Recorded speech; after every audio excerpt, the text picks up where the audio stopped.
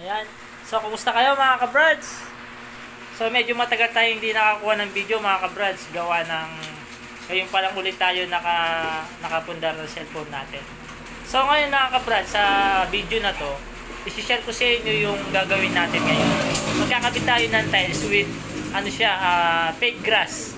So, yung tiles na to, chest type siya. And then yung combination niya, meron siyang fake grass. So, ituturo ko rin sa inyo yung pag-layout nito mga ka-brads. So, tara ka-brads!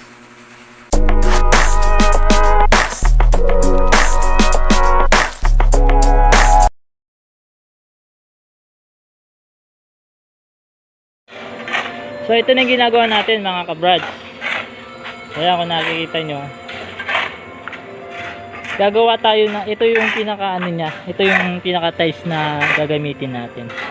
Bali, chest type siya. Meron siyang pebble sa gitna.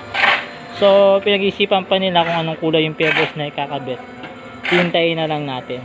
So, ipagka-layout nito mga ka-brads, kadalasan dyan, pag nagle-layout ako ng ganyan na meron pebbles, lalo na sa mga garahe, kumukuha lang ako ng center lang dyan.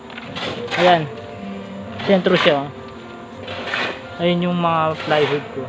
Pakita ko sa inyo mga ka-brads. Ayan yung sentro niya mga ka-brads. So kumuha lang ako ng 4. Ito yung sentro niya mga ka-brads ha. Kumbaga dito lang ako kumuha ng eskwala ko sa gilid para maipasa ko dun sa kabila. Ayan. Ganyan din siya mga ka-brads. Ayun yung sentro niya. And then ito yung 4 niya. And then dito naman sa kabila, ayan din yung sentro niya. Nakuha na natin yung eskwala niya. Bali ito yung eskwala. Yan yung eskwala niya. Then kumuha rin akong guide na plywood. Gumawa ako ng 4 yung sukat nitong mga ka-brads. Ayan. Ito yung pantatamper ko sa may spacer niya na 4. Ayan siya. So nagalo na rin kami ng dry pack. Yung mix ng dry pack namin mga ka-brads, 1 to 5. 5 buhangin, isang semento. Then yung mga kasama natin, bubuhos na sila ng poste. So hanggang dito na muna to ka-brads.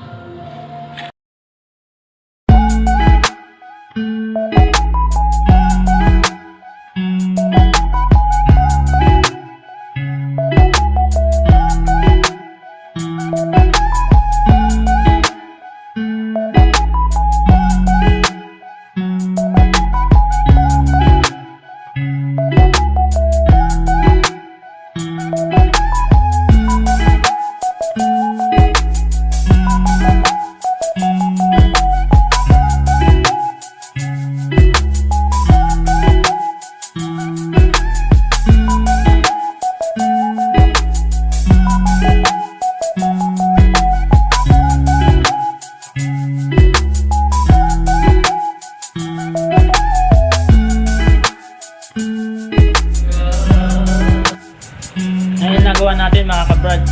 So minto muna tayo gawa ng umuulan. Medyo pangit yung panahon ngayon mga ka-brads. Pagtapos ng ulan, maaraw ng napakatindi. So ayun, minto muna natin. Yan pala nagagawa natin ng kada peraso pala.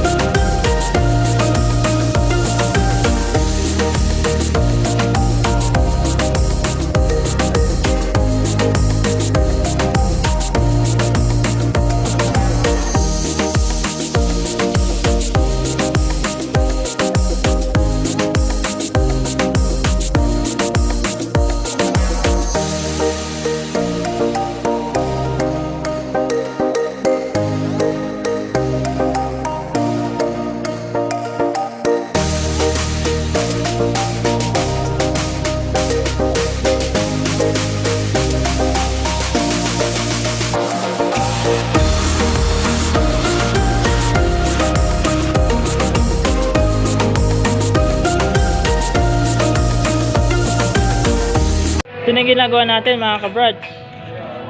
So natapos na rin natin siya, pero medyo nagtagal siya gawa ng nag-uulan-ulan. So nagbago sila ng isip mga kabrad.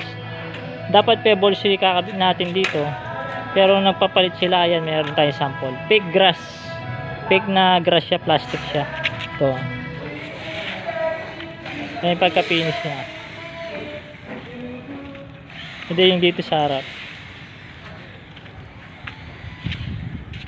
Ayan, ibang tiles naman siya.